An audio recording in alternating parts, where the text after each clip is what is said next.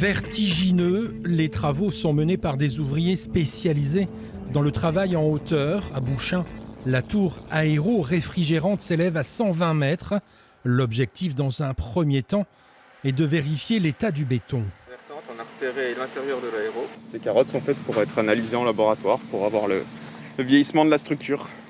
La centrale à gaz de Bouchain est un site unique en France, subtil mélange de nouvelles technologies, mais aussi de vestiges de l'ancienne usine électrique. C'est une tour qui a été réutilisée de l'ancienne centrale charbon. Et donc nous avons des personnes qui travaillent le long de la paroi, des cordistes, qui contrôlent l'état du béton pour faire les petites réparations nécessaires.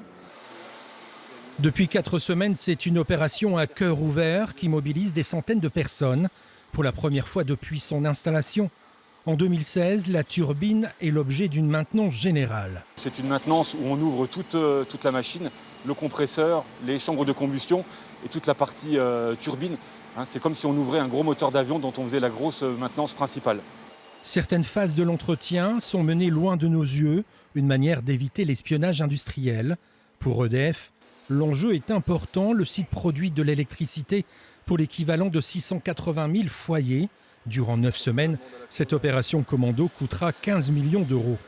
Durant cet arrêt, nous passons de 50 salariés environ habituellement à plus de 400. Donc nous avons multiplié par 8 nos effectifs. Sur ces 400 personnes, nous avons une centaine de salariés étrangers. Et donc c'est tout un challenge que d'avoir réussi à mobiliser toutes ces compétences en cette période de l'année et en pleine crise sanitaire Covid. La présence de ces centaines de salariés, pour certains venus de loin, c'est aussi une bonne nouvelle pour l'économie locale. Il reste encore 4 semaines de travaux avant de voir cette centrale au gaz redémarrer.